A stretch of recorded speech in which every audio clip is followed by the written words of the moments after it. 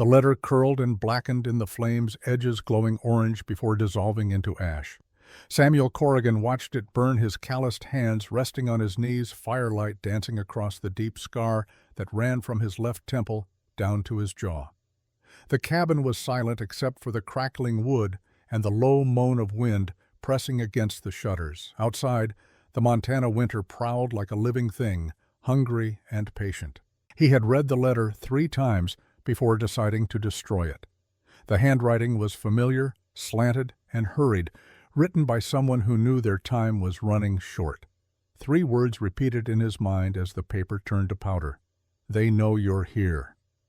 The cabin smelled of pine resin and coffee grounds, of leather oil, and the metallic tang of gun-cleaning solvent. Samuel rose from his chair, a man whose body moved with the careful economy of someone who had learned that wasted motion could mean a wasted life. He was 35, but looked older, his beard streaked with premature gray, his eyes carrying the weight of things he wished he could forget. 5 years. It had been 5 years since he stood in a clearing not far from this cabin, a smoking pistol in his hand, and his brother's body crumpled in the snow. 5 years since he had failed the only 2 people who had ever trusted him completely. The memory came unbidden, sharp as broken glass. Elijah falling to his knees, the sound of a single gunshot, the way the snow had turned red in a spreading circle that looked obscene against the white. Samuel shook his head, trying to dislodge the image. The past was a wolf that never stopped hunting. You could run from it, build walls against it, but it always found the gaps in your defenses. The knock came just as he was pouring whiskey into a tin cup. 3 sharp raps, deliberate and measured. Not the frantic pounding of someone fleeing danger, but not the casual announcement of a neighbor either. Samuel set the cup down without drinking and moved to the rifle leaning beside the door. His hand closed around the worn stock thumb, checking the hammer by instinct. Visitors were rare this far from town, especially in the depths of winter when the pass became impassable and the valley turned into a frozen trap. He opened the door slowly, rifle raised but not aimed. The cold hit him like a fist, stealing his breath. Snow was falling in thick, silent curtains already piling into drifts against the porch railing. The world beyond was reduced to shades of gray and white, the dark line of trees barely visible through the storm. And there, standing at the bottom of the steps, was a woman. She was small, her body wrapped in a threadbare wool shawl that offered no real protection against the cold. Her dress was gray cotton soaked through at the hem where it dragged in the snow. Dark hair plastered to her skull, ice crystals forming in the strands.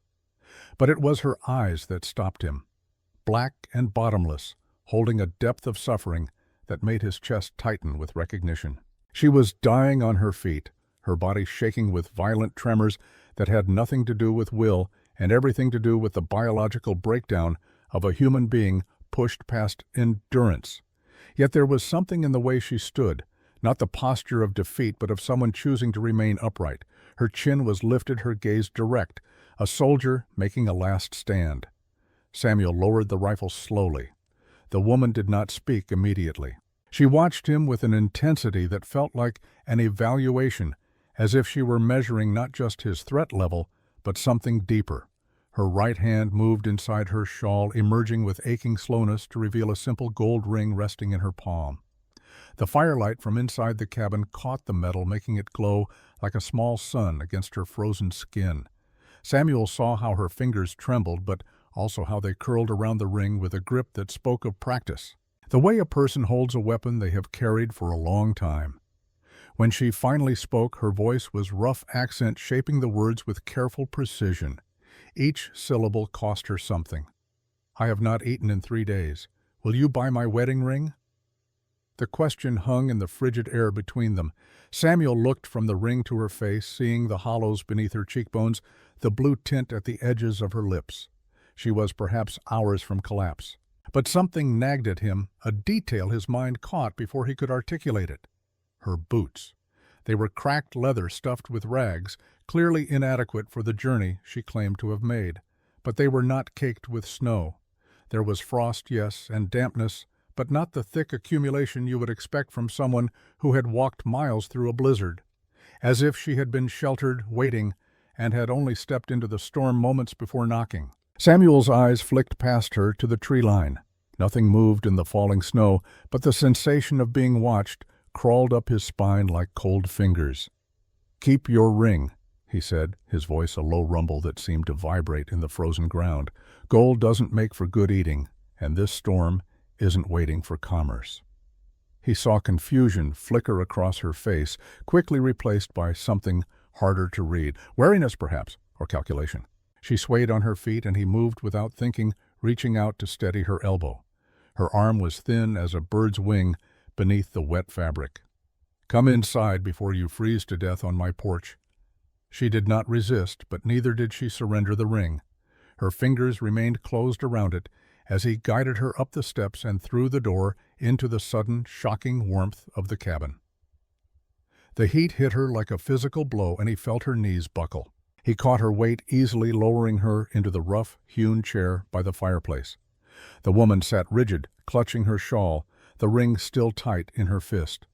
Her eyes moved around the cabin in quick, systematic sweeps, taking inventory, the rifle on the wall, the shelf of books, the iron pot over the fire, the closed door to the back room. And then her gaze snagged on something above the mantel, a pocket watch, gold-cased, hanging from a nail. The firelight caught the engraving on the cover, EC. Samuel saw her focus lock onto it, saw the almost imperceptible tensing of her shoulders, but she said nothing, and he chose not to acknowledge it, not yet. He moved to the stove with practiced efficiency, ladling venison stew into a wooden bowl. The smell filled the small space, rich and savory, the kind of meal that could bring a starving person to tears. He set it on the table along with a chunk of dark bread, then retreated to the far side of the room, leaning against the wall to give her the illusion of privacy. She stared at the food. For a long moment she did not move, and Samuel wondered if she had reached that stage of starvation where the body no longer recognized sustenance. But then her hand moved slow and trembling, lifting the spoon. The first sip made her eyes close. A shudder ran through her entire body, and he saw a tear slip down her cheek, cutting a clean line through the grime. She ate slowly with deliberate care, forcing herself to take small bites, even though every cell in her body must have been screaming for more. It was a display of discipline that impressed him, despite himself. Samuel watched from the shadows, noting details. The way she held the spoon with a delicacy that spoke of education. The straightness of her spine despite exhaustion.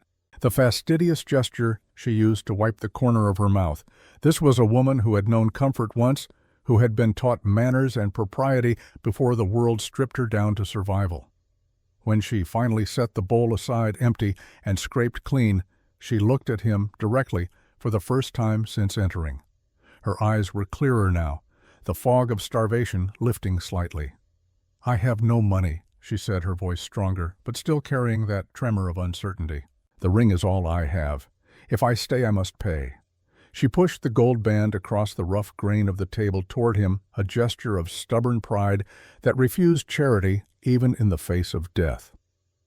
Samuel looked at the ring, then at her. Outside, the wind slammed against the logs with renewed fury, the storm intensifying as night fell completely. To send her back into that darkness would be murder, pure and simple. "You think the snow cares about your gold?" he asked, his tone not mocking but weary, as if explaining a simple truth to someone who should already know it. "You step out that door tonight, you die. That's not a trade I'm willing to make." He crossed to the table and picked up the ring, weighing it in his scarred hand. It was warm from her skin, surprisingly heavy for something so small. He walked back and placed it gently in her palm, closing her fingers over it with deliberate slowness. "Put that away. You're not paying for your life here, not with that." Their eyes met, and in that moment something passed between them. An understanding, perhaps, or a mutual recognition of the fact that they were both people carrying burdens too heavy to name. The silence that followed was not uncomfortable. It was the silence of two solitudes finding themselves unexpectedly sharing space, neither quite sure of the protocol. The fire popped and hissed. Wind rattled the shutters. Time seemed to slow down, measured only by the rhythm of breathing and the gradual warming of frozen limbs. The woman tucked the ring back into her clothing and pulled the shawl tighter around her shoulders. She looked at Samuel, really looked at him, studying the scar on his face, the gray in his beard, the way his hands rested loose but ready. "You lost someone," she said quietly. Not a question, a statement of fact. Samuel felt the words hit him in the chest, stealing his breath more effectively than the winter cold. His hand tightened on the edge of the table knuckles, going white. For a long moment he considered not answering, letting the silence be his response. But something in her eyes, that deep well of shared suffering, loosened his tongue. "More than one," he said, finally, his voice rough as gravel. She nodded slowly, as if this confirmed something she had already suspected. "I am sorry." He wanted to tell her that sorrow meant nothing, that apologies were currency that bought no redemption. But he did not.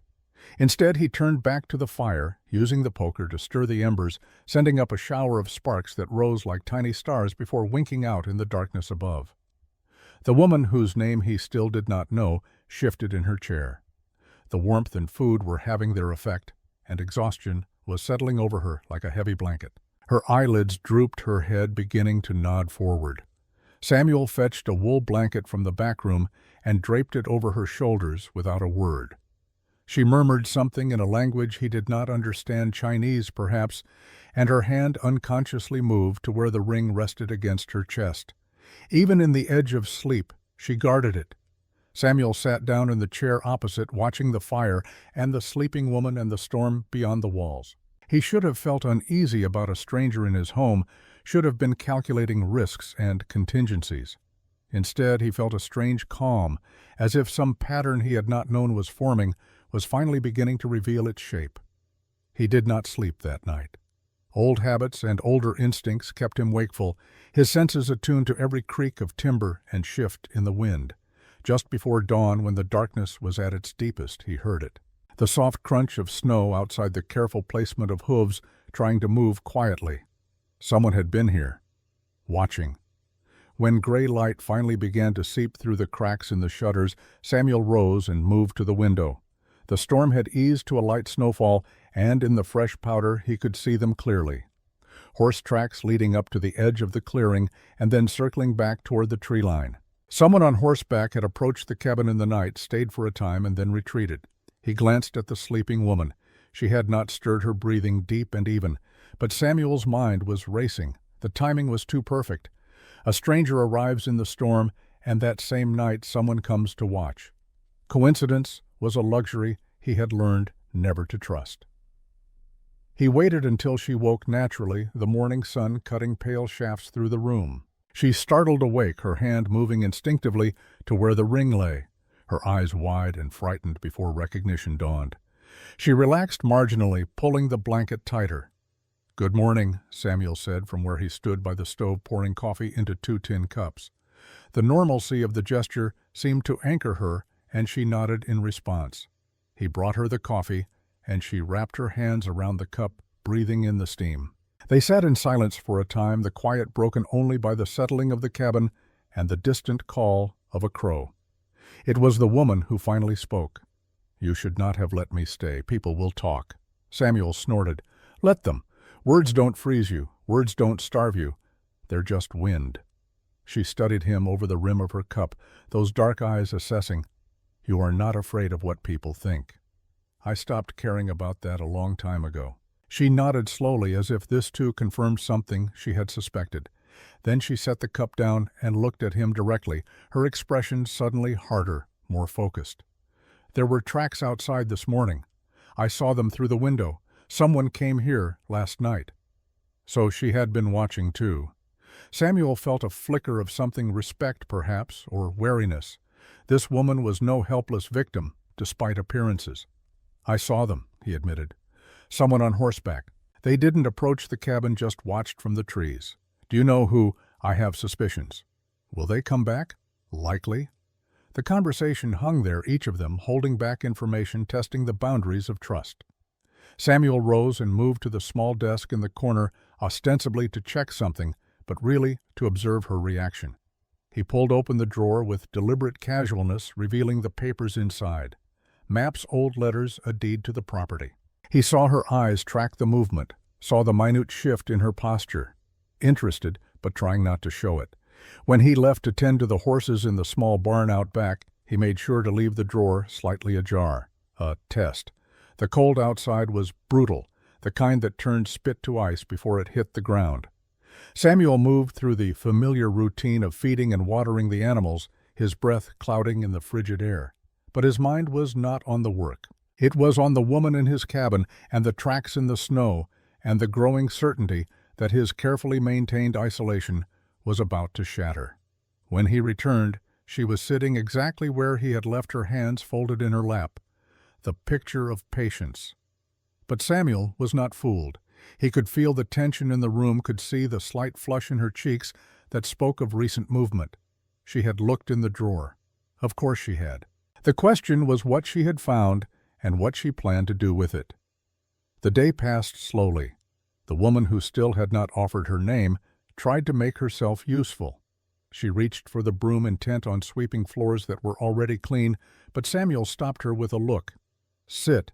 You don't have the strength for chores, and the floor doesn't need tending." She obeyed reluctantly, settling back into the chair by the fire. Samuel busied himself with mending a harness, the leather creaking as he worked the awl through the tough hide. The silence between them was heavy with unspoken questions, but neither seemed willing to break it. It was late afternoon when the sound of sleigh bells shattered the quiet. The cheerful jingle was incongruous in the somber atmosphere, cutting through the stillness like a blade. The woman's head snapped up, her eyes going wide with something that looked very much like fear. She stood abruptly, looking for a place to hide, but the small cabin offered no concealment. Samuel set down his work and rose to his full height, his gaze moving to the rifle. He did not pick it up, but his proximity to the weapon was statement enough. The bells grew louder, accompanied by the heavy breathing of horses and the hiss of runners on packed snow. A fist pounded on the door, 3 heavy blows that shook the frame. "Samuel, you in there?" "The pass is clear enough for a cutter. Thought I'd check on things, and I heard a rumor in town, something that concerns the law." The voice was loud, confident, dripping with false joviality. Samuel recognized it immediately, and his jaw tightened. Thomas Halloway.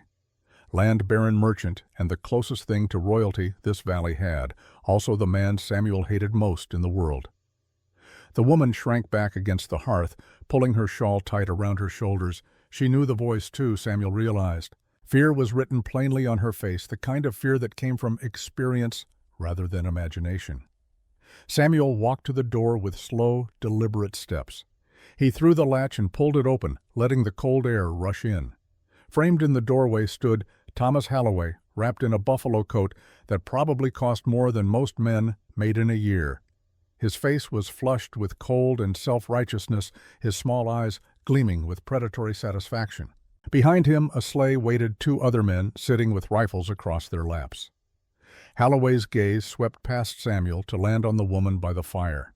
His mouth curled into a smirk that made Samuel's hands itch for the rifle. "Well now," Halloway said, stepping onto the threshold but not crossing it, blocked by Samuel's broad frame. "Seems the rumors were true. We were wondering where the stray got to." He gestured with a gloved hand toward the woman, the motion casual and dismissive, as if she were property to be collected rather than a human being. "You know, Samuel, harboring a vagrant is a complicated business. She has debts in town. Unpaid accounts." He paused, letting the words hang. "And there's the matter of public decency. A woman like that up here alone with a man. It doesn't sit right with the church folk." Samuel felt rage building in his chest, hot and dangerous.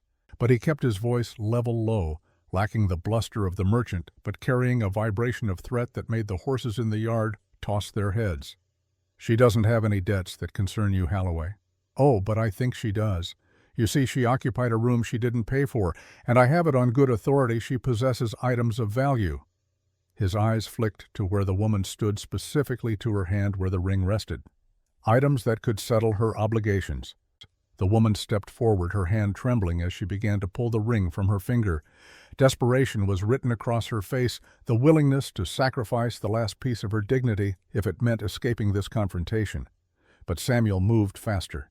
His hand shot out, not to take the ring, but to stop her. He pushed her hand gently but firmly down to her side, his eyes never leaving Halloway's face.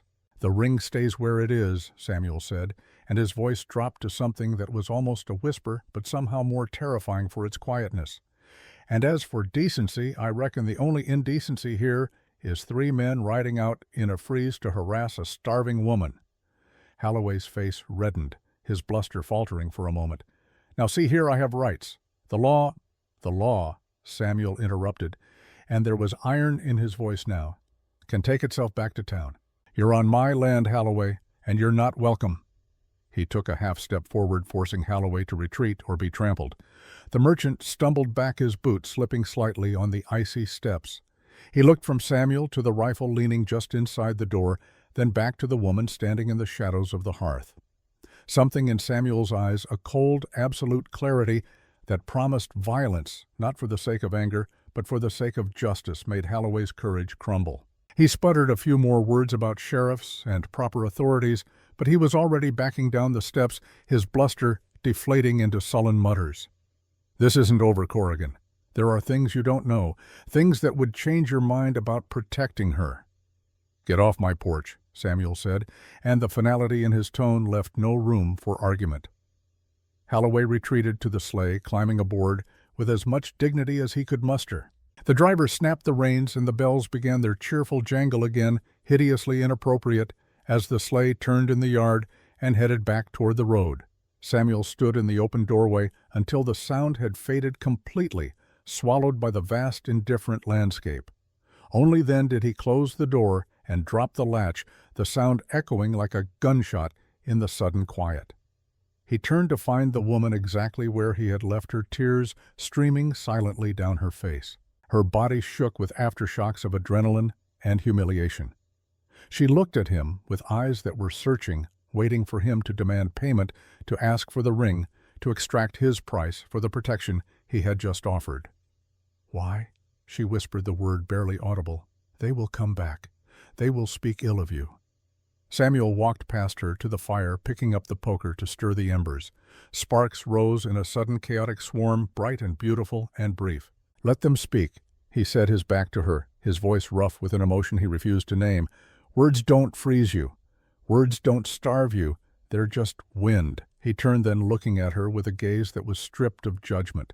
He saw not a victim, but a survivor who had walked through hell to stand in his kitchen. "You kept that ring when you were starving," he said quietly. "You're not losing it to a man like that, not while I'm standing here." The words hung in the air between them, a declaration that neither of them fully understood, but both recognized as significant. The dynamic had shifted. They were no longer stranger and reluctant host. They were something else now, allies perhaps, or co-conspirators in some drama that was still unfolding. Evening settled over the cabin with a weight that was different from the previous night. The tension of the storm had been replaced by the tension of the unsaid. The woman sat at the table, her hands wrapped around a mug of tea, the ceramic warm against her palms. The encounter with Holloway had broken something open inside her, a dam of reserve she had built to survive. She began to speak, not looking at Samuel, but at the dark window where her reflection floated like a ghost. Her voice was soft but steady, gaining strength with every sentence. She told him about the shop she and her sister had owned in a larger town to the east, how the smell of spices and dry goods had filled the air, how the townspeople had smiled at them when business was good, when there was money changing hands and profit to be made, and how those smiles had turned to snarls when sickness came, when her sister died, when the debts began to mount. She spoke of fabricated fees and inflated prices, of a systematic stripping away of everything she owned. How they had claimed she owed for things she had never purchased, charged her for services never rendered. How the ledger books had been manipulated, zeros added where none belonged, until her mourning had become a debt that could never be paid. Samuel listened without interrupting, his face shadowed, his eyes fixed on the flames. He recognized the pattern. It was an old story in the territories, the way powerful men ground down those who had no recourse, who existed outside the protection of law and society. When she finally fell silent, the only sound in the room was the settling of logs and the wind which had lost its howl and settled into a low, mournful hum. She looked down at her hands, the ring glinting in the firelight. "I am ashamed," she whispered, "of what I have become, of what they made me." Samuel shifted in his chair, the wood creaking beneath his weight. When he spoke, his voice was low and rough, but it carried absolute conviction. A wolf doesn't apologize for surviving the winter, and a woman doesn't owe a man for the right to breathe. You walked through a blizzard to keep that ring. That's not weakness. That's iron. He stood and moved to the fire, pushing the heavy iron kettle back over the heat. The gesture was domestic ordinary, and somehow it carried more weight than any grand declaration. "You're not going back there," he said, and it was not a question or an offer, but a statement of fact as undeniable as the mountains outside. "The snow is too deep and there's work here if your hands are willing, but you won't be buying your life with gold. That ledger is closed." The woman stared at him, her eyes wide and bright with tears she refused to shed. For a long moment neither of them moved. Then she nodded a single sharp dip of her head, and something that had been clenched tight in her chest seemed to loosen. They sat in silence after that, the fire burning low, the night deepening around them. It was a comfortable silence now, the tension eased by truth spoken and accepted. Samuel dozed in his chair, his body finally surrendering to the exhaustion he had been fighting. He did not see the woman rise from her seat, moving with quiet purpose toward the desk in the corner, did not see her open the drawer he had left deliberately ajar, did not see her face go pale as she pulled out a photograph, old and faded, showing two people standing in front of a rough cabin. The man in the photo was younger, his face unlined by grief, his smile genuine. But it was not Samuel. The resemblance was there, the same build and coloring, but this man's eyes held a lightness that Samuel's never would again. And beside him, her hand in his, stood a woman, Chinese, beautiful, her dress elegant, despite the rough surroundings. The woman in the photograph was older than the one now holding it, but the family resemblance was unmistakable. The woman in the cabin brought a trembling hand to her mouth, stifling a gasp. Her whole body began to shake, not from cold, but from the shock of recognition. She knew this face, had known it all her life. The woman in the photograph was her sister, Chen Mei Lin, missing for 5 years, presumed dead. And the man beside her, his name carefully written on the back of the photograph, was Elijah Corrigan. The woman whose name was Lin Mei Chen stood frozen, the photograph clutched in her shaking hands. Tears streamed down her face, hot and bitter. She had not come to this cabin by accident, had not been fleeing debt or seeking charity. She had been searching, following a trail of whispers and rumors, piecing together fragments of a story that everyone else wanted forgotten. She had found Samuel Corrigan not because she was desperate, but because he was the last person to see her sister alive. And she had come here for one reason, and one reason only: to find the truth about how Mei Lin died. The floorboard creaked behind her. Lin spun, clutching the photograph to her chest. Samuel stood in the doorway to the back room, fully awake now, his eyes locked on the picture in her hands. For a long moment neither of them moved. The fire crackled. Wind moaned in the eaves. "Where is she?" Lin's voice was raw, stripped of all pretense. "Where is my sister? What did Elijah Corrigan do to her?" Samuel's face was unreadable, carved from stone. His hands hung loose at his sides, but Lin saw the tension in his shoulders, the way his weight shifted almost imperceptibly onto the balls of his feet, preparing for violence or flight. Before he could answer, the night exploded. The first bullet punched through the window, sending glass spraying across the room in a glittering cascade. Lin dropped to the floor instinctively, her hands covering her head. Samuel was already moving, diving for the rifle, extinguishing the lamp with a sweep of his hand. More shots followed, splintering the doorframe, thudding into the log walls. The muzzle flashes outside painted the falling snow in brief strobes of orange light. 3 shooters, maybe 4, spread out in a semicircle around the cabin. Samuel crawled to where Lin lay, pressed against the floor, his hand finding her shoulder in the darkness. "Stay down," he growled, and then he was moving again, setting up behind an overturned table, returning fire through the shattered window. The gunfight was brief and brutal. Whoever was out there had not expected resistance, had thought to catch them sleeping or unprepared. Samuel's first shot took one of them in the shoulder, his scream cutting through the night. The others fell back, their fire becoming sporadic, uncertain, and then as suddenly as it had started, it stopped. The attackers melted back into the trees, the sound of horses receding into the distance. In the ringing silence that followed, Samuel and Lynn remained motionless, barely breathing, waiting to see if it was truly over. Minutes passed. The only sound was the wind and the soft hiss of snow falling through the broken window. Finally, Samuel rose, moving to check the perimeter rifle ready. Lynn pulled herself into a sitting position, her back against the wall, her heart hammering against her ribs. The photograph lay on the floor beside her, crumpled but intact. She picked it up with trembling hands, smoothing the creases. When Samuel returned, securing the door and checking the damage, Lynn was waiting. The fear had burned away, leaving only cold determination. "You will tell me the truth," she said, and it was not a request. "All of it. Or the next bullet that comes through that window, I will not stop." Samuel looked at her, really looked at her, and saw what he had suspected from the beginning. This was no helpless widow blown off course by fate. This was a woman on a mission, and she was far more dangerous than he had given her credit for. The game had changed, the masks were off, and the storm outside was nothing compared to the one that was about to break inside these walls. The cabin held its breath in the aftermath of violence. Gunsmoke hung in the cold air, mixing with the scent of pine and fear. Broken glass glittered on the floor like scattered diamonds catching the last embers of firelight. Samuel stood by the shattered window rifle, still raised his eyes, scanning the tree line for movement. Nothing stirred except the falling snow drifting through the broken pane to melt on the floorboards. Lynn remained where she had fallen, her back pressed against the wall, the photograph of her sister clutched so tightly in her hands that her knuckles had gone white. Her breath came in shallow gasps, the adrenaline of survival warring with the deeper, colder fury that had been building since the moment she recognized Maylynn's face in that picture. Samuel finally lowered the rifle and turned to face her. In the dim light, his scar looked deeper, darker, a chasm carved into his face by something more than just physical injury. He moved to relight the lamp, and the warm glow revealed a man who looked older than he had just hours before, as if the gunfight had aged him a decade.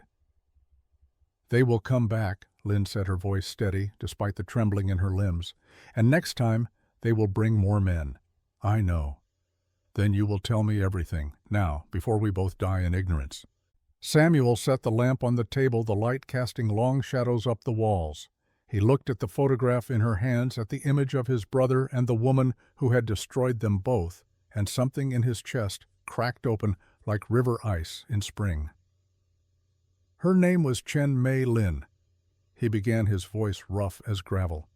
"Your sister. She came to this valley 5 years ago with a traveling opera company from San Francisco. Most of the company moved on after a week, but she stayed. Said she wanted to see the mountains in winter." Lynn's eyes never left his face, burning with an intensity that made him want to look away, but he forced himself to hold her gaze. This story deserved to be told face to face. "My brother Elijah was working a claim up in the high country. Small operation, just him and a pan, and dreams bigger than the territory could hold. He came into town one Saturday and saw Maylynn singing in the saloon. Said it was like watching an angel breathe fire." Samuel paused, the memory sharp as broken glass. He had been there that night, had seen the way Elijah's face transformed when Maylynn sang, had known even then that nothing good would come of it. They fell in love the way people do in stories, quick and total and deaf to reason. Within a month, Elijah had asked her to marry him. Within 2 months, she had said yes. "But she never married him," Lynn said, and it was not a question. She knew. Had known before she ever set foot in this cabin. "No, she never did." Samuel moved to the fire, stirring the coals with the poker, watching sparks rise and die. The next part was harder. The part where his own failures began to compound. Elijah found something in the high country, a vein of gold, small but pure. He was so excited he could barely speak straight when he told me, said it was enough to build a real house, enough to give Maylynn the life she deserved. But he made a mistake. He told someone. He told Thomas Halloway. The name hung in the air like poison. Lynn's expression did not change, but Samuel saw her fingers tighten on the photograph. "Halloway runs this valley the way a spider runs a web. He owns the general store, the assay office, half the claims, and most of the men who work them. When he heard about Elijah's find, he wanted it. but Elijah had already filed the claim, had the paperwork registered in Helena, legal and proper. Samuel's voice grew harder, colder. So Holloway did what men like him always do. He changed the game. He sent men to inform Elijah that there had been a mistake in the survey, that the claim was actually on land that Holloway owned, that Elijah had been mining illegally and owed compensation. It was a lie, but Holloway had the sheriff in his pocket and the assayer on his payroll. Who was going to believe a prospector over the most powerful man in the territory? Elijah refused to pay. Elijah laughed in his face, said he had proof, had witnesses, had documentation that couldn't be forged. He was right, too. The claim was legitimate. But that's when Holloway showed his teeth. Samuel's hand tightened on the poker, the metal creaking under the pressure. They took Mei Lin, grabbed her right off the street in broad daylight, told Elijah they would return her when he signed over the claim and left the territory. Told him he had 3 days to decide if gold was worth more than the woman he loved. Lin's face had gone pale, her lips pressed into a thin line. Tears gathered in her eyes, but did not fall. She was holding herself together through sheer force of will, and Samuel recognized the effort because he had been doing the same thing for 5 years. Elijah came to me, begged me to help. I had been a scout for the army before settling here.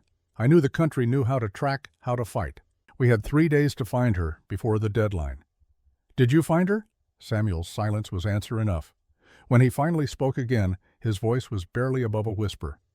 We found where they were keeping her, an old line shack up in the timber maybe 10 miles from here. 2 men guarding her, both armed.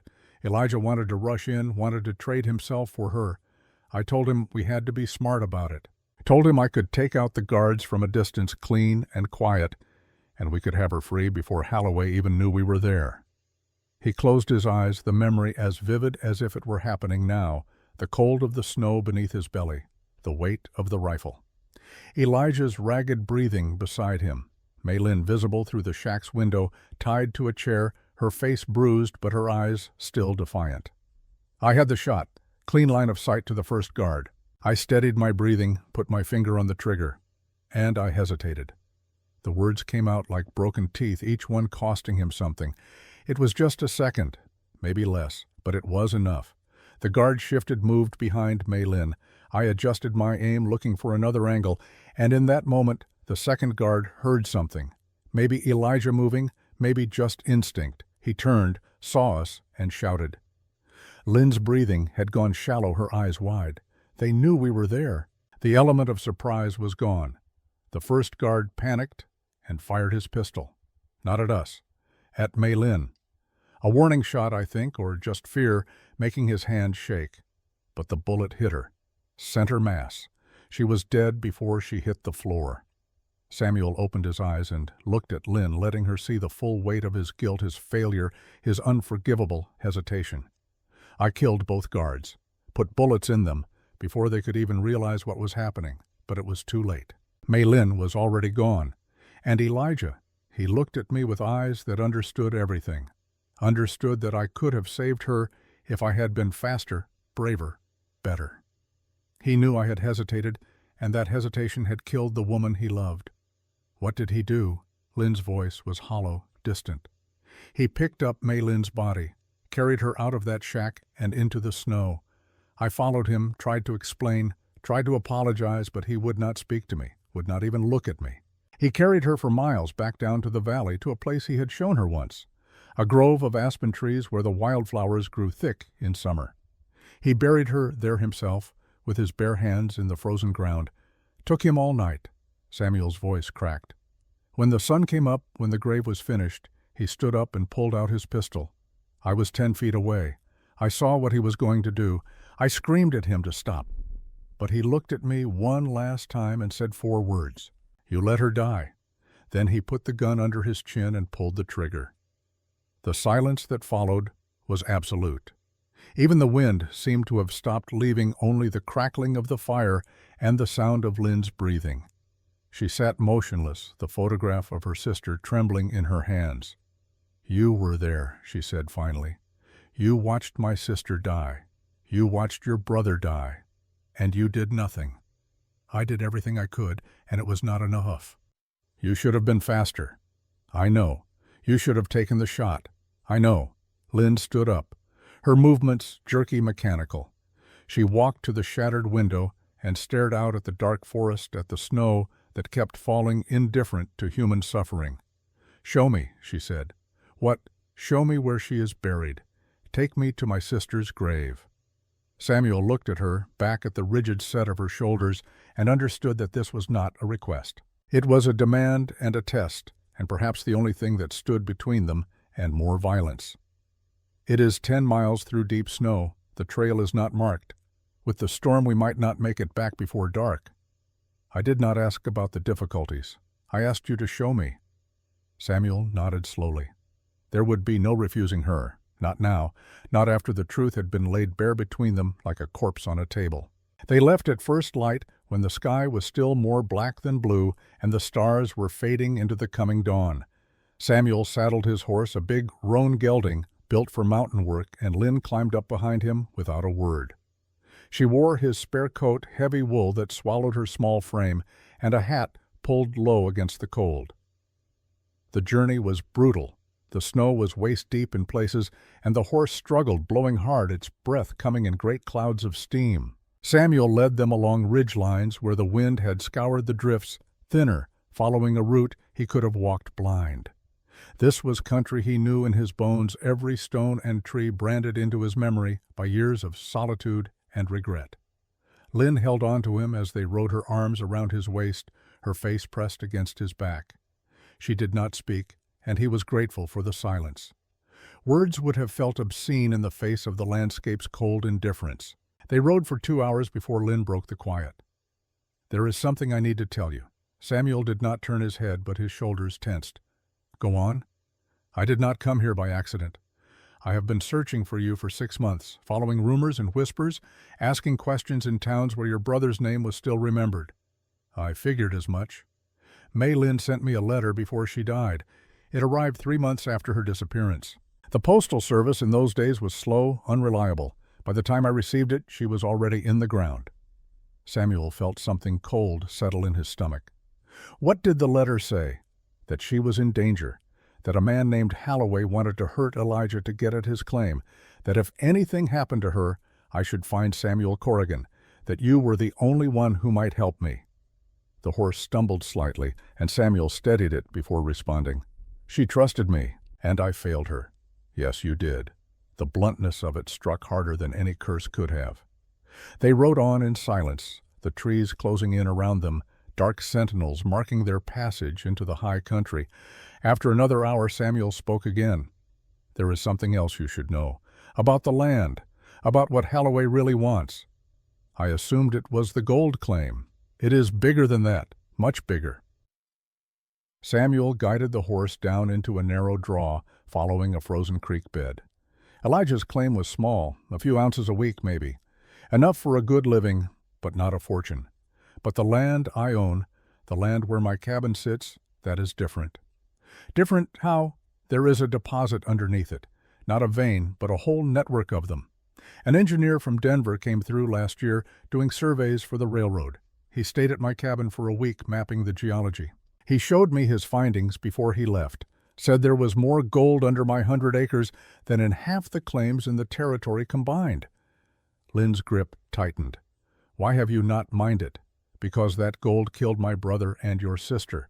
Because Holloway wants it so badly, he would murder for it. Because the moment I take the first ounce out of the ground, I become what Elijah was, a target. And I will not give Holloway the satisfaction. So you sit on it, you guard it. You let it poison the ground beneath your feet." "Yes." Lynn was quiet for a long moment. When she spoke again, her voice was thoughtful, calculating. "Holloway does not know for certain that you know about the deposit. He suspects. Why else would I refuse every offer he has made to buy the land? But he has no proof, no documentation. If that engineer's survey became public, Holloway would lose any chance of acquiring the property through legal means. The value would be known. You could sell it to someone else, someone with the resources to mine it properly, someone who would cut Holloway out entirely." Samuel turned his head slightly, catching a glimpse of Lynn's face in his peripheral vision. Her eyes were sharp-focused. She was working through possibilities, strategies. "That survey is locked in a safe in Helena," Samuel said. "Only the engineer and I know where it is. But Holloway suspects it exists." "Yes, and he thinks I might know where it is." Samuel reined in the horse, turning in the saddle to look at her fully. "What makes you say that?" Lynn met his eyes, and in them he saw a calculation, a withholding of information. She reached into her coat and pulled out a small leather-bound book, its pages yellowed and worn. "Because May Lynn told me, in her letter. She said that Elijah had shown her the survey results, that he had told her about your land, and that she had made a copy of the engineer's findings before Holloway's men took her. She hid the copy, and she told me where." Samuel stared at the journal, understanding dawning like cold water down his spine. "You have had this the whole time." "Yes. You came to my cabin not just to find out what happened to your sister. You came to find the leverage to destroy Holloway." Lynn's smile was small, cold, and utterly without humor. "I came for both. Justice for my sister, and revenge for what he has done to countless others in this valley. Your brother was not the first person Holloway destroyed. He will not be the last unless someone stops him." Samuel turned back to the trail, his mind racing. This changed everything. Lynn was not a helpless widow. She was a weapon loaded and aimed at Holloway's heart. And she had used him, his guilt, his need for redemption, to get close to the truth. He should have been angry, should have felt betrayed. Instead, he felt something like admiration. Samuel turned back to the trail, his mind racing. This changed everything. Lynn was not a helpless widow. She was a weapon loaded and aimed at Holloway's heart. And she had used him, his guilt, his need for redemption, to get close to the truth. He should have been angry, should have felt betrayed. Instead, he felt something like admiration mixed with wariness. "There is one more thing you should know," Lynn said quietly, "about that first night, when I came to your cabin." Samuel glanced back at her. "Go on." "I did not stumble onto your property by accident. I had been watching your cabin for 2 days before I knocked on your door." The admission hung in the cold air between them. Samuel thought back to that night, to the details that had nagged at him. The boots without heavy snow accumulation, the way she had studied the cabin's interior with such focused intensity. "You were waiting?" he said. "Not a question." "Yes. I hid in an old hunter's blind about half a mile from your cabin. I needed to see what kind of man you were before I approached. I watched you chop wood, tend your horses, burn that letter in your fireplace. I watched to see if you were the monster who let my sister die, or something else." "And what did you decide?" Lynn was quiet for a moment. "I decided you were a man carrying ghosts, just like me. I decided that maybe the only way to lay those ghosts to rest was to face them together." Samuel nodded slowly. The manipulation should have angered him, but he understood it. In her position, he would have done the same. Trust was a luxury neither of them could afford. "We are almost there," he said quietly. The grove of aspen trees stood in a small clearing, their white bark stark against the dark pines surrounding them. The snow here was pristine, unmarked, except for the tracks of small animals. Samuel dismounted and helped Lynn down. She stood for a moment looking around her, breath misting in the frigid air. "Where?" she asked. Samuel walked to the center of the grove and stopped. The grave was not marked. He had wanted it that way, a secret place known only to him and the mountain. But now, standing here with May Lynn's sister, the absence of a marker felt like another failure. "Here." Lynn walked forward slowly, sinking to her knees in the snow. She placed both hands flat on the frozen ground, her head bowed. Samuel stepped back, giving her space, giving her privacy for a grief he could not share. She knelt there for a long time. The sun climbed higher, and the light filtering through the bare aspen branches painted patterns on the snow. Samuel stood watch scanning the tree line, listening for any sound that might indicate they had been followed. The forest was quiet except for the occasional crack of a branch under the weight of ice. When Lynn finally stood, her face was wet with tears, but her expression was composed, determined. She brushed the snow from her knees and turned to Samuel. "Thank you for bringing me here. It was the least I could do." "No, the least you could do was refuse. The least you could do was turn me away that first night. You have done more than you had to, and I recognize that." Samuel nodded, accepting the acknowledgement for what it was. Not forgiveness, but recognition. It would have to be enough. "We should start back," he said. "The temperature is dropping." But before they could mount the horse, Lynn pulled out the journal again. She opened it to a marked page and showed Samuel a crude map drawn in fading ink. "This is where Mei Lin hid the survey copy, a cave about 3 miles from here. She marked it with a cairn of stones shaped like a cross. She thought if anything happened to her, I would come looking and I would find this." Samuel studied the map. He knew the area, knew the caves that dotted these mountains. "I know this place. It is not far. We should retrieve it, now, before Holloway realizes what we have. That will add hours to the journey. We will not make it back before nightfall. Then we camp, or we die. But we do not leave that document for Holloway to find." Samuel looked at her, at the steel in her spine, the fire in her eyes, and made his decision. "All right, but we do this smart. If Holloway's men are tracking us, and I believe they are, we will be walking into an ambush. Do you have a better idea?" "Always." They rode along the ridgeline, making no attempt to hide their tracks. Samuel wanted anyone following them to see exactly where they were going. It was a risk, but it was calculated. If Holloway's men were out here, better to draw them in and deal with them than have them waiting in ambush later. The cave was exactly where Mei Lin's map indicated, a dark opening in a limestone face, half hidden by scrub pine and drifted snow. The cairn of stones stood beside it, worn by weather but still recognizable. Samuel approached cautiously, rifle ready, but the cave mouth showed no signs of recent disturbance. They entered together, Lynn lighting a small lantern she had brought. The cave was shallow, no more than 20 feet deep, but dry and sheltered from the wind. At the back, tucked into a crevice and wrapped in oilcloth, was a leather satchel. Lynn pulled it out with trembling hands and opened it. Inside were papers the engineer's survey rendered in careful detail, showing the extent of the gold deposit under Samuel's land. There were also letters, correspondence between Elijah and the engineer discussing the findings and what they meant. And there was one more thing. A document bearing the territorial seal, a deed of transfer already signed by Elijah and witnessed. It transferred half ownership of Samuel's land to Mei Lin. A wedding gift, perhaps, or insurance that she would be provided for if anything happened to him. Lynn stared at the deed, her hands shaking. He was going to marry her. This proves it. This proves she was not just his mistress, but his intended wife. Elijah loved her. I never doubted that. But Holloway took her before they could make it legal. He took her, and he killed her, and he left her in an unmarked grave in the wilderness. Lynn's voice was rising, anger and grief bleeding together. He has to pay for what he did, not just to Mei Lin, but to everyone. This survey, this proof, it can destroy him. We can take this to the territorial governor. We can expose his corruption.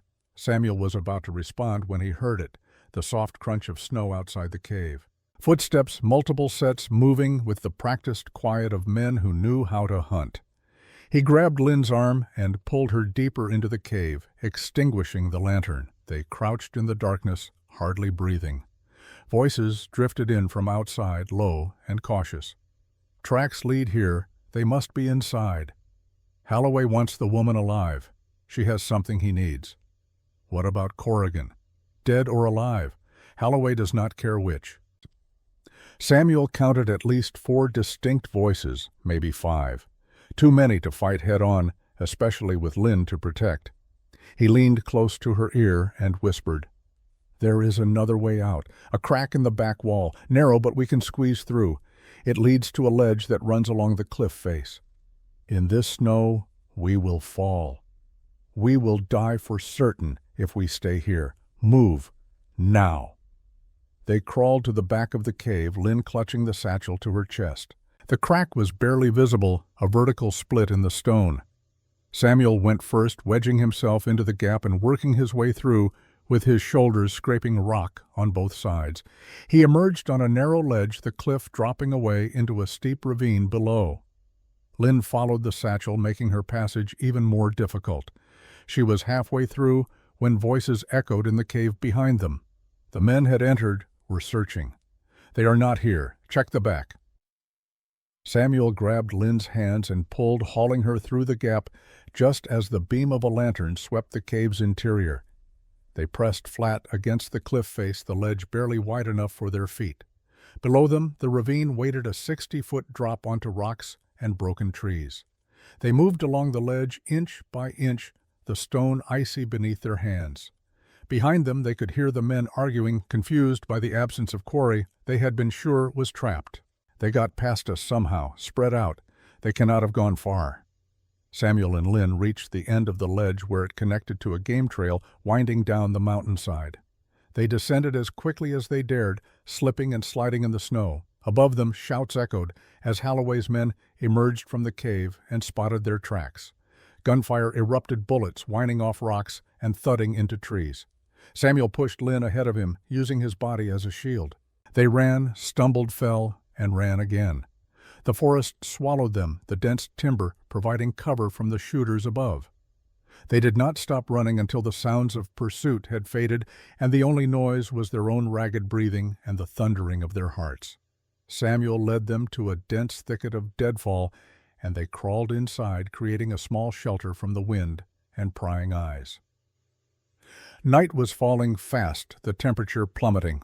They had no fire, no supplies, only the clothes on their backs and the satchel of documents that Lynn still clutched like a lifeline. "We cannot go back to the cabin," Samuel said, his breath clouding in the narrow space. "Holloway will have men waiting there. Where do we go? There is another place, a line shack I used during Roundup.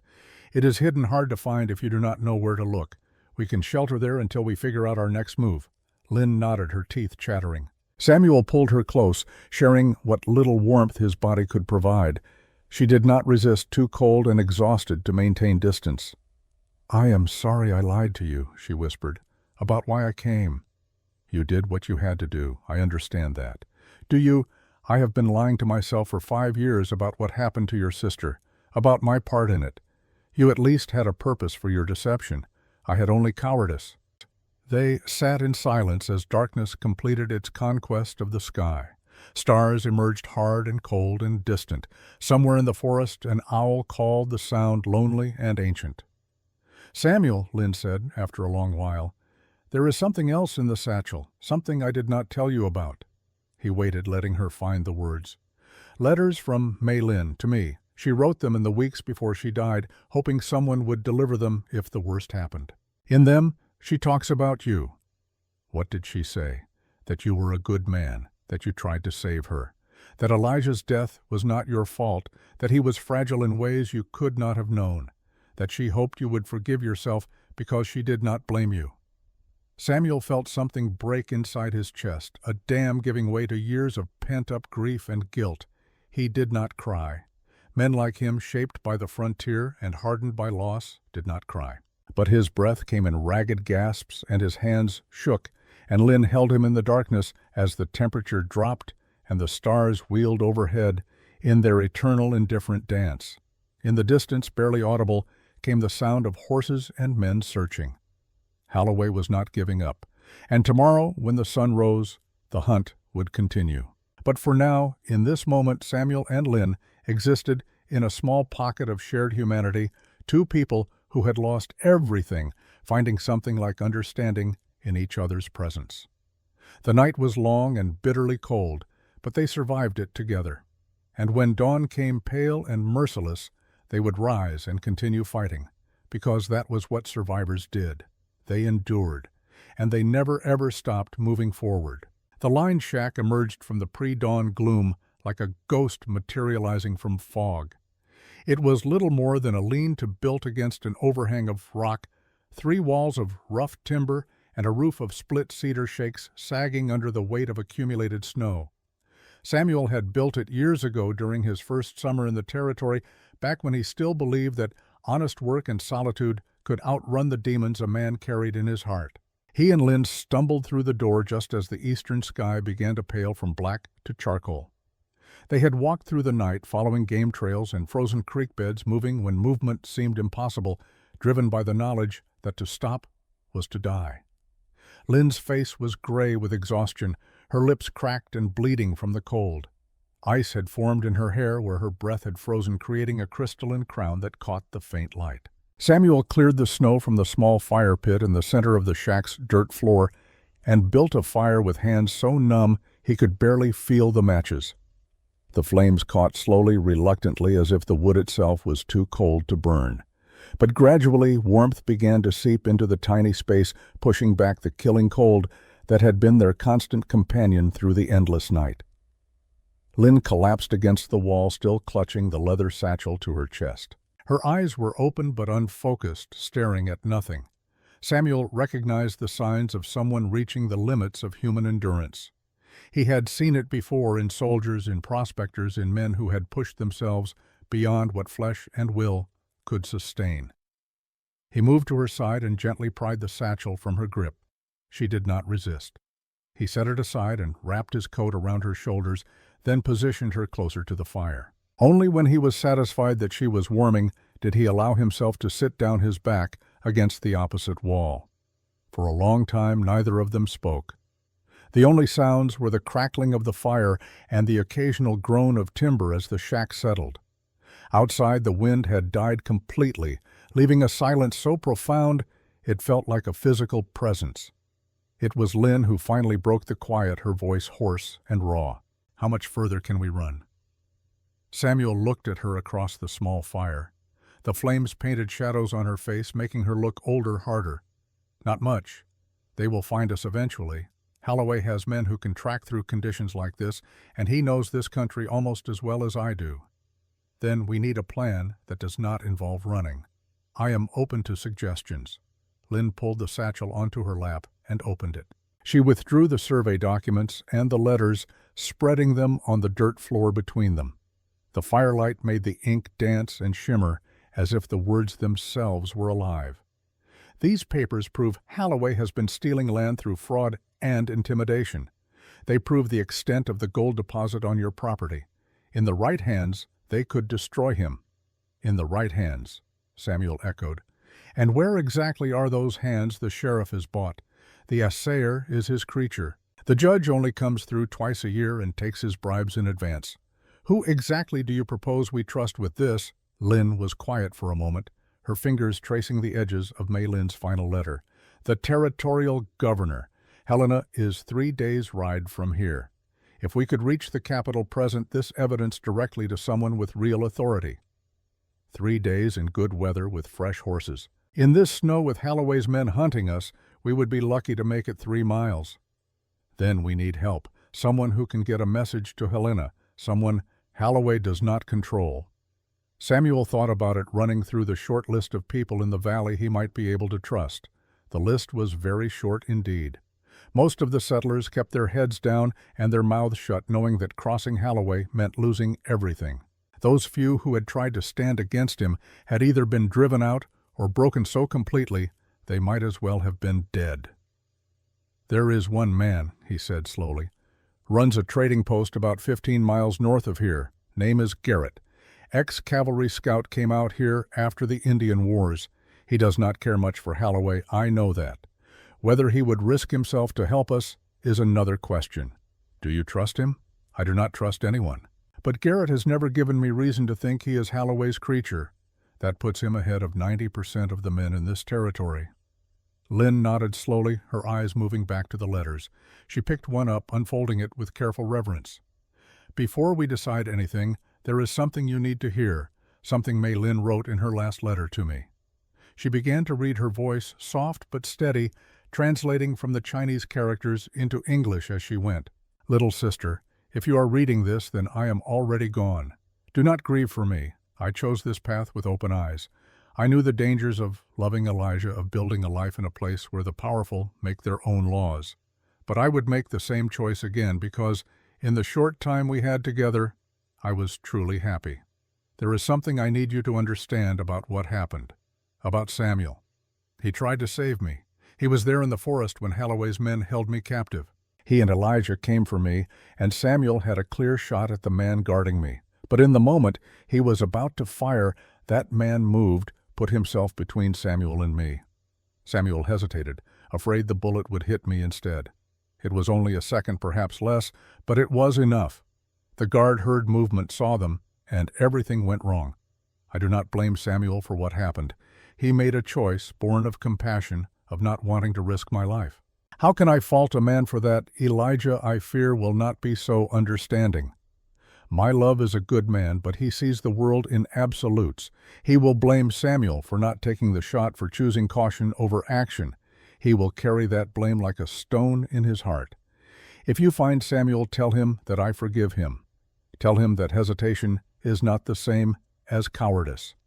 Tell him that the world needs more men who pause before pulling triggers, not fewer. Tell him to live, to find peace, to let go of the guilt I know he will carry. And tell him one more thing. Tell him that the real enemy is not doubt, but the men who create situations where impossible choices must be made. Men like Holloway. Men who use violence and fear to take what they want. They are the ones who should bear the weight of blame, not the people caught in their traps. Lynn's voice broke on the last words. She folded the letter carefully and looked at Samuel. Tears ran freely down her face, now cutting tracks through the grime and smoke stains. Samuel sat frozen, unable to move, unable to speak. The words crashed over him like waves, each one breaking apart the careful walls he had built around his guilt. For 5 years he had carried the belief that his hesitation had killed Maylin. For 5 years he had replayed that moment, convinced that a braver man, a better man, would have taken the shot and damned the consequences. But Maylin herself had forgiven him, had understood, had seen his hesitation not as weakness, but as humanity. He put his face in his hands, and finally, after 5 years of holding it back, he wept. Great racking sobs that shook his entire body. Lynn moved around the fire and sat beside him, not touching, just present. Bearing witness to the breaking of a man who had held himself together for so long that he had forgotten what it felt like to fall apart. When the storm passed, when Samuel's breathing had steadied and the tears had dried on his face, he looked at Lynn with eyes that were raw but clear. "Thank you," he said simply. "She wanted you to know. I should have told you sooner. You told me when I was ready to hear it. That is enough." They sat in silence as the fire burned down to coals. Outside the day brightened, though the sun remained hidden behind thick clouds. Samuel stood and moved to the door, peering through a gap in the boards. The forest was still no signs of movement, but that would not last. "We should leave before full light," he said. "If we are going to Garrett's trading post, we need to move now, while we still have the advantage of tracks being covered by fresh snow." Lynn stood and gathered the documents, securing them in the satchel. But as she did, something fell from between the pages, a small folded piece of paper yellow with age. She picked it up and opened it, her eyes widening. "Samuel, look at this." He crossed to her side and looked at the paper. It was a map, hand-drawn but detailed, showing the location of another cache, and written in Maylin's careful hand were instructions. If all else fails, if the law cannot be trusted, and powerful men cannot be moved by truth, there is another way. Hidden in the cave marked on this map is evidence of Holloway's greatest crime. Evidence that even his bought judges cannot ignore. Use it only as a last resort. Use it to buy justice or to buy your lives. But know that once revealed, it will change everything. Samuel and Lynn looked at each other. "What could be worse than what we already know?" Lynn asked. "I do not know. But Maylin thought it was important enough to hide separately, important enough to risk everything to preserve. The cave is marked here, marked. It is near Holloway's main ranch, not more than 5 miles from his house." "That is insane. We would never get in and out alive." "Unless," Lynn said slowly, "we do not go in, unless we bring Holloway to us." Samuel understood immediately. It was audacious, reckless, and probably suicidal. It was also the only plan that had any chance of working. "We use ourselves as bait," he said. "Let Holloway think he has us cornered. Let him come for the documents himself. And when he does, we spring the trap. But we need leverage, something to make him negotiate instead of just killing us outright." Samuel thought about it. "Garrett. If we can get to Garrett first, if we can convince him to hold copies of these documents to send them to Helena, if anything happens to us, then Holloway has to keep us alive. At least long enough to make sure all copies are destroyed." It was a thin plan full of holes and dependent on too many variables, but it was something. And something was better than dying slowly in the cold while waiting for Holloway's men to find them. They left the line shack as the sun finally broke through the clouds, painting the snow with pale, golden light. Samuel led the way, following a route that took them along ridgelines and through dense timber where tracks would be harder to follow. Lynn stayed close behind him, moving with a determination that belied her exhaustion. They traveled for 3 hours before Samuel spotted the smoke, a thin column rising from a hollow about a mile ahead, the trading post. But as they drew closer, Samuel's instincts began to scream warnings. Something was wrong. The smoke was too thick, and there were no sounds of activity, no signs of the usual commerce that surrounded Garrett's operation. They approached cautiously, using the cover of trees. The trading post came into view, and Samuel's blood ran cold. The main building was intact, but one of the outbuildings was burning flames, licking at the roof despite the snow. And in the yard, lying in the bloody snow, was a body. Samuel recognized the clothes. Garrett. He grabbed Lynn's arm and pulled her down behind a fallen log. "Stay here. Do not move unless I call for you." He crept forward, rifle ready, every sense straining for signs of ambush. But the yard was empty except for Garrett's body. Samuel reached him and knelt, checking for signs of life. Garrett's eyes opened, focusing with difficulty. "Corrigan!" he gasped. Blood bubbled at the corner of his mouth. "They came this morning, Holloway's men, looking for you. How bad are you hit?" "Bad enough. Lung shot. I am done." "Who did this?" Garrett's hand moved weakly, gesturing toward the trading post. "Man inside. Says he is a marshal from Helena. Name of Wade. Says he is here on official business. But there is something wrong about him. He knew things only Holloway's people should know." Samuel's mind raced. A marshal from Helena. That could change everything. Or it could be another one of Holloway's tricks. "What does he want?" "The woman, the Chinese woman. Says she is wanted for theft. Says there is a warrant." Garrett coughed, blood spraying. "I told him to go to hell." Holloway's men did not like that answer. Samuel looked at the trading post. The door was ajar, and he could see movement inside. One man, maybe two. "Is there anything I can do for you?" Garrett smiled, a terrible expression, with blood on his teeth. "You can finish what I started. In the back room there is a lockbox under the floorboards, papers inside. Evidence I have been collecting on Holloway for years, was waiting for the right moment to use it. Give it to that marshal if he is real. If he is not, burn it and make sure Holloway never gets his hands on it." "I will." "And Corrigan?" "That marshal. Watch him close. Something about his eyes. Cold, like a man who has been waiting a long time for something." Garrett's eyes closed. His breathing became ragged, then stopped. Samuel stood looking down at the man who had tried to help and had died for it.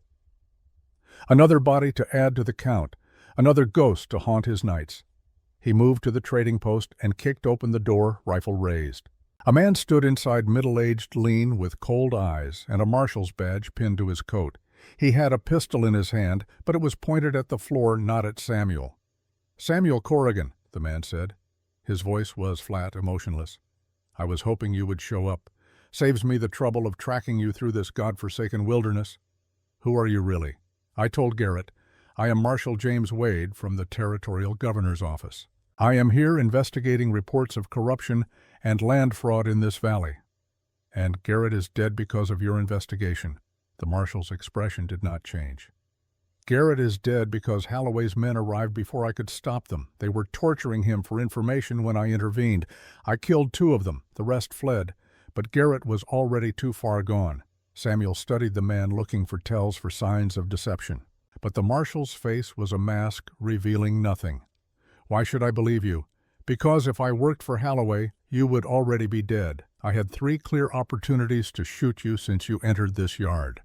It was true, but it proved nothing. Samuel kept the rifle trained on the marshal's chest.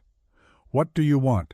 "The same thing you want, to destroy Thomas Holloway, to expose his crimes and see him answer for them. And I am willing to bet you have evidence that can help me do that." Lynn appeared in the doorway behind Samuel, the satchel in her hands. The marshal's eyes flicked to her, then back to Samuel. "Miss Chen, I presume. I have been looking for you for some time." "Why?" Lynn's voice was steady despite her exhaustion. "Because your sister wrote to the governor before she died, sent letters detailing what Holloway was doing, begging for help. By the time those letters made it through the postal system and across the right desks, May Lynn was already dead. But the governor did not forget. He sent me to investigate. That was 8 months ago. 8 months, Samuel said. And what have you been doing all that time? Building a case, gathering evidence, making sure that when I move against Holloway it will stick. One does not take down a man that powerful without being absolutely certain. The marshal gestured to the satchel. I am guessing what you have in there could be the final piece I need. Samuel and Lynn exchanged glances. This was the moment. Trust or run, believe or fight. Every instinct Samuel had screamed caution. But he thought about Garrett dying in the snow, about Maylin buried in an unmarked grave, about 5 years of running from ghosts. Lynn stepped forward. There is something you should know about your investigation, Marshal Wade, before we show you anything. The marshal's cold eyes fixed on her. Go on. Why are you really here? Not the official reason, the real one. For the first time, something flickered in the marshal's expression, a crack in the mask. He was quiet for a long moment, then spoke. 10 years ago, Thomas Holloway killed my wife. She was his younger sister, but she opposed his methods. She was going to testify against him in a land dispute case. He made it look like an accident, a fall from a horse on a mountain trail. But I found evidence. A broken cinch strap that had been cut halfway through. Witnesses who saw one of his men near the stable the night before. The marshal's voice remained flat, but his knuckles were white where he gripped his pistol. I brought the evidence to the territorial marshal. He buried it. Turns out Holloway had been paying him for years. So I waited. I became a marshal myself. I worked my way up. I volunteered for this assignment. And I have spent 8 months making sure that when I bring Holloway down, it will be legal. It will be final. And it will hurt. Samuel saw it now. The coldness in the man's eyes was not indifference. It was fury, frozen, and compressed over a decade into something hard and sharp as a blade. You are not here for justice, Samuel said. You are here for revenge. Is there a difference? When the law fails, when the powerful are protected by the very systems meant to restrain them. What is left but personal action within legal boundaries? That is a thin line you are walking. Perhaps, but I have been walking it for 10 years. I know how to keep my balance. Lynn looked at Samuel, then back to Wade. She made her decision. There is more evidence. My sister hid a second cache. Documents that prove a pattern of murders and land theft going back 15 years. If we retrieve it, will you use it to arrest Holloway? Today, not 8 months from now. Today. Wade's eyes narrowed. Where is this cache? Lynn showed him the map. The marshal studied it, his jaw tightening. That is on Holloway's ranch property. The cave is less than half a mile from his main house. I know, but my sister risked her life to preserve that evidence. I will not let it rot in a cave while we wait for the perfect moment. Wade looked at her for a long time. Then he nodded slowly. All right. But we do this smart. I have 6 men I trust scattered around the valley. Men Holloway has wronged. If I can gather them, we can make this official. A proper arrest with witnesses. How long will that take? 2 days, maybe 3. We do not have 3 days, Samuel said. Holloway knows we have evidence. He will be hunting us. Then we use that, Wade said. His cold eyes gleamed. We let him find you. We let him think he has you cornered at the cave. And when he comes with his men, we will be waiting with legal authority and enough firepower to make sure he surrenders. It was still a dangerous plan, but it had a structure now, a framework of legality that might actually work. What about the cache? Lynn asked. If we are using ourselves as bait, we need to actually retrieve the evidence first. We go tonight, Wade said. Before moonrise, 3 of us. Get in, get the documents, get out. Then we set the trap for tomorrow. They spent the rest of the day preparing. Wade rode out briefly to contact 2 of his trusted men, positioning them as lookouts. Samuel and Lynn rested, ate from Garrett's stores, and cleaned their weapons. As the sun began its descent toward the western peaks, they made their final preparations. The cave was exactly where the map indicated, a dark opening in the hillside about half a mile from Holloway's main house. They approached on foot as darkness fell, moving through the timber like shadows. The ranch below showed lights in several buildings, smoke rising from chimneys. Holloway was home. They reached the cave mouth without incident. Inside, the darkness was absolute. Wade lit a small lantern, keeping the flame low. The cave extended back about 30 feet, ending in a collapse of rock and timber from an old mine, and there, tucked into a crevice, was another oilcloth-wrapped bundle. Lynn pulled it out and opened it. Inside were ledgers, dozens of them filled with careful notations in multiple hands. Land transfers, payments, dates, and names. And most damning of all, a list of people who had died or disappeared under suspicious circumstances, each one coinciding with a land transfer to Holloway. "This is it," Lynn whispered, her hands trembling as she turned pages. "This is enough to hang him 10 times over." Wade leaned over her shoulder, his eyes scanning the entries. For the first time, Samuel saw genuine emotion on the marshal's face. Satisfaction and hunger. "We need to move," Samuel said quietly. "We have been here too long." They were halfway out of the cave when Samuel heard it. Voices outside. Multiple men approaching fast. They had been seen. He grabbed Lynn's arm and pulled her back into the cave, extinguishing the lantern. They crouched behind the rubble, weapons ready. Wade moved to the cave mouth, his pistol drawn. Torches appeared outside their light, painting the cave entrance in flickering orange. Then, a voice Samuel knew too well. "I know you are in there, Corrigan. You and the woman, and whoever that third person is. You have nowhere left to run." Thomas Holloway stepped into view, backlit by the torches his men carried. He was alone at the entrance, his hands spread to show he was unarmed, but Samuel could see at least 6 armed men behind him. "Let us talk," Holloway called. "Like reasonable people. You want justice for what happened to the woman's sister. I understand that. But justice is complicated in a place like this. Laws are flexible. Accommodations can be made. Money can change hands. Everyone can walk away from this." Lynn's hand tightened on the satchel. Wade was utterly still beside the entrance, calculating angles, counting enemies. "You want to buy us off?" Samuel said from the darkness. "I want to end this before more good people die. Garrett was a friend of mine. It pains me that he got caught up in this misunderstanding. You had him killed. I had nothing to do with that. My men were overzealous. They have been dealt with." Holloway's voice was smooth, reasonable, but we can move past that. "The survey documents you have, they are valuable. I am willing to pay fair market price. And Miss Chen. I am sure we can come to an arrangement regarding your sister's estate, restitution for your loss." Lynn stepped out from behind the rubble, her face illuminated by the torchlight from outside. Her voice was steady, cold. "You think money can buy away murder, can erase what you did to my sister, to Elijah, to how many others?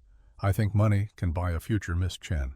Something your sister no longer has, but something you still do. You can take what I am offering and start a new life somewhere far from here. Or you can pursue this vendetta and end up like Mei Lin, another forgotten body in an unmarked grave." Lynn pulled out a match. The small stick looked insignificant in her hand, but everyone in the cave understood what it meant. "I have something better than your money, Holloway. I have the truth. Every land transfer, every suspicious death, every bribe, every murder, all of it written down in your own people's handwriting." She held the match over the ledgers. "And I can make it all disappear right now." Holloway's face changed. The smooth mask cracked, revealing naked fear beneath. "You would not. That evidence is the only leverage you have." "Leverage?" Lynn's laugh was bitter. "I did not come here for leverage. I came here for justice. And if I cannot have justice, then I will make sure you cannot have victory. These documents burn, and you spend the rest of your life wondering who else has copies, who else knows what you did, looking over your shoulder every day waiting for the knife." Her hand was shaking. Samuel saw it, saw the internal war raging behind her eyes. This was the moment Mei Lin had written about. The choice between revenge and a future. Between destroying the evidence to hurt Holloway or preserving it to help others. Samuel stepped beside her. "Lynn, do not." She looked at him, tears streaming down her face. "He deserves to suffer." "He does, but not this way. Not by destroying the only proof that can save the next person he tries to destroy." "Your sister wanted you to live," Samuel said softly, "not to die in a cave making a point." Lynn's hand trembled. The match head hovered inches from the aged paper. Holloway watched frozen, his face pale. Then Lynn lowered the match, let it fall to the cave floor unlit. "You are right," she said quietly. "Mei Lin would not want this." She looked up at Holloway. "But she would want you to face every single person you have wronged, every widow, every orphan, every family you destroyed. And that is exactly what is going to happen." She turned to Wade. "Marshal, I believe you have an arrest to make." Wade stepped into the cave entrance, his badge catching the torchlight. "Thomas Holloway, by the authority of the territorial governor, you are under arrest for murder, fraud, and corruption." Holloway's face twisted with rage. "You think a badge means anything out here? You think I will just surrender?" "No," Wade said coldly. "I expect you to resist. I am hoping for it, actually." Holloway's hand moved toward his coat. Samuel saw it, saw the intent. He shouted a warning, but Lynn was faster. She stepped in front of Samuel directly into Holloway's line of fire. Her voice rang out clear and strong. "Stop. Put your hands where we can see them. You have lost Holloway. Accept it with whatever dignity you have left." For a moment everything hung in balance. Holloway's hand inside his coat, Lynn standing in the line of fire, Wade's pistol raised but not aimed at a killing angle, Samuel's rifle ready but unable to shoot without hitting Lynn. Holloway pulled out his hidden pistol. But instead of aiming at Lynn, he swung it toward Wade. "You want me? Come and take me, lawman." The cave exploded with sound. But it was not Holloway who fired first. Samuel's rifle cracked the bullet, taking Holloway in the shoulder, spinning him. Wade's pistol barked twice, both shots hitting center mass. Holloway staggered backward, his pistol falling from nerveless fingers. He collapsed at the cave mouth, blood spreading across his expensive coat. His men started to rush forward, but Wade's voice stopped them. "Federal Marshal, first man who moves, gets arrested for interfering with a lawful arrest. Weapons down now." The authority in his voice, combined with the sight of their employer bleeding out, broke their will. Weapons clattered to the ground. Wade's 2 deputies appeared from the timber rifles trained on Holloway's men. Samuel and Lynn moved to where Holloway lay. He was still alive, but fading fast. His eyes found Lynn's face. "You think this changes anything?" He coughed blood. "I built this valley. Everything here exists because I willed it." "No," Lynn said quietly. "Everything here exists despite you, despite your greed, despite your violence, and now it will continue without you." Holloway tried to speak again, but only blood came out. His eyes glazed and the tension left his body. Marshal Wade knelt and checked for a pulse, then shook his head. "Thomas Holloway is dead. I will note in my report that he resisted arrest and drew a weapon on a federal officer. Self-defense witnessed by 2 civilians and 2 deputies. Wade stood and looked at Samuel and Lynn. "It is over. You are free." Samuel felt the words settle over him like a weight lifting. Free. After 5 years of carrying guilt and ghosts, the word felt foreign. Impossible. But Lynn was not looking at Holloway's body. She was staring at the ledger still in her hands, at the names of the dead written in fading ink, her sister's name among them. "It is not over," she said softly. "Not until every family on this list knows the truth. Not until every stolen piece of land is returned. Not until justice is truly served." Wade nodded. "That will take time. Investigations, legal proceedings. Are you willing to testify?" "I am willing to do whatever it takes." "Then we start tomorrow. Tonight you both need rest. Real rest. In a real bed, not running, not hiding." Wade gestured to his deputies. "Take Holloway's body to town. Get the undertaker. I will file my report in the morning." As the men moved to comply, Samuel and Lynn walked away from the cave, leaving the torches and the blood and the body behind. They walked in silence through the dark forest, the stars emerging overhead as the clouds finally broke.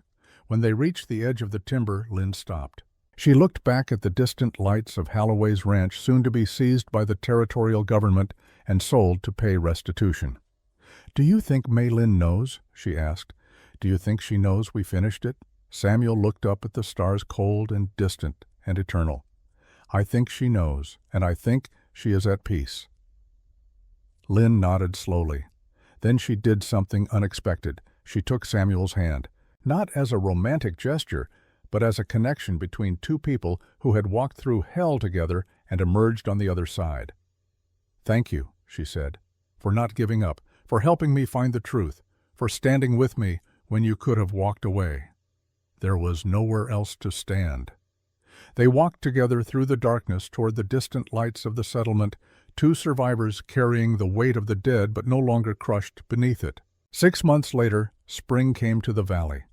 Samuel stood at the edge of his property, looking down at the ground where the survey maps said the richest vein of gold lay. The snow had melted weeks ago, revealing earth that was dark and rich. Grass had grown thick, and wildflowers painted the meadow in impossible colors after the long winter of white and gray.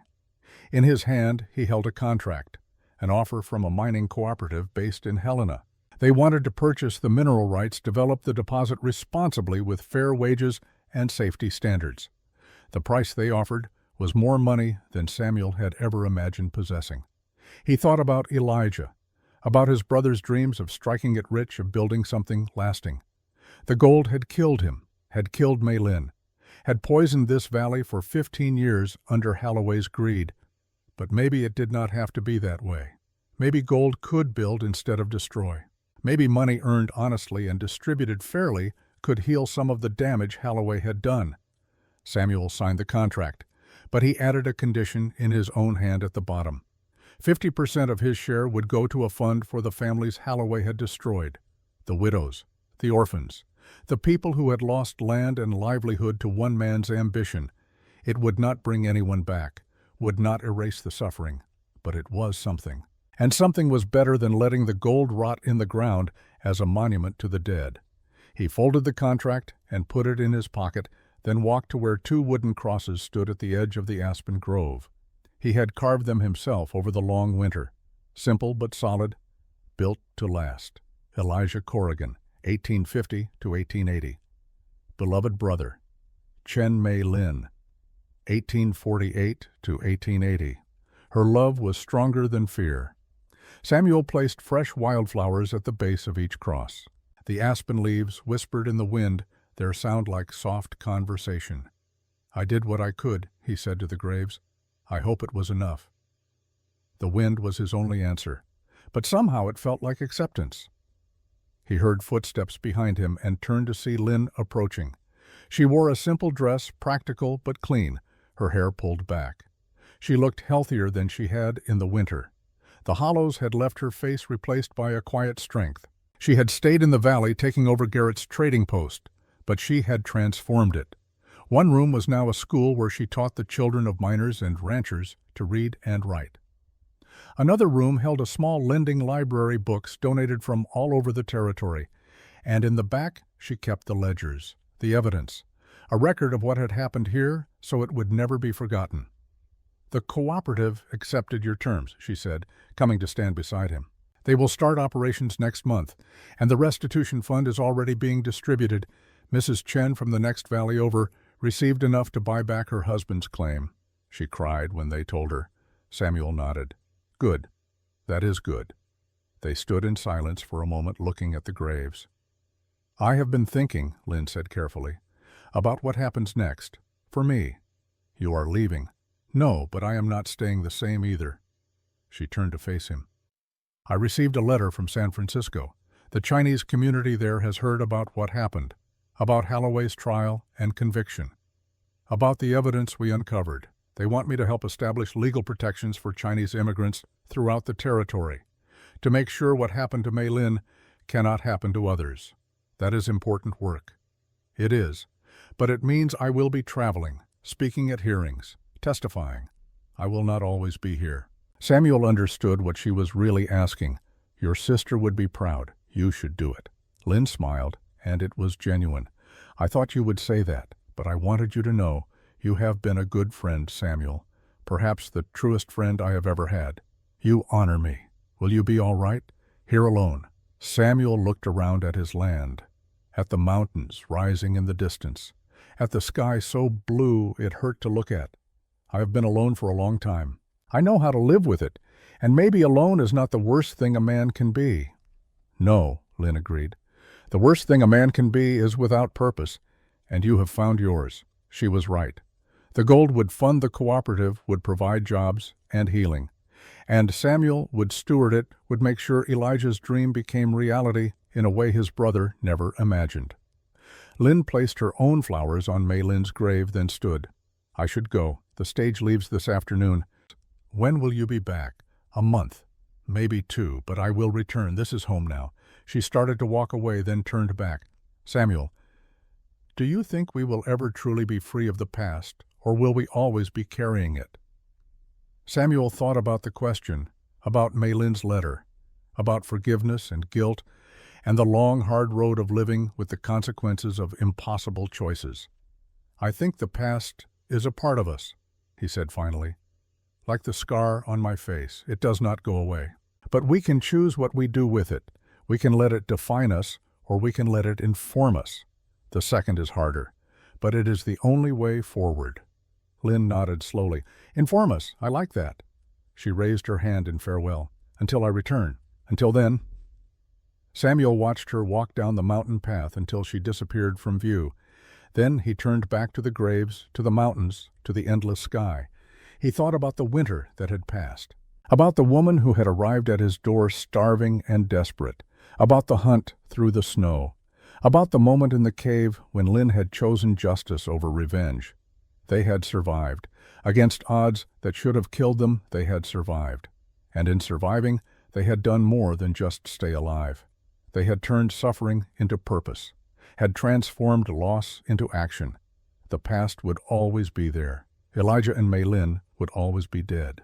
5 years of guilt would always mark him, but standing here in the spring sunlight with the valley spread out below, and the future uncertain, but his own Samuel Corrigan felt something he had not felt in longer than he could remember. Not happiness. That was too simple. Not peace. That was too complete. But something close to both. A quiet settling in his chest. An acceptance of what had been and what could be.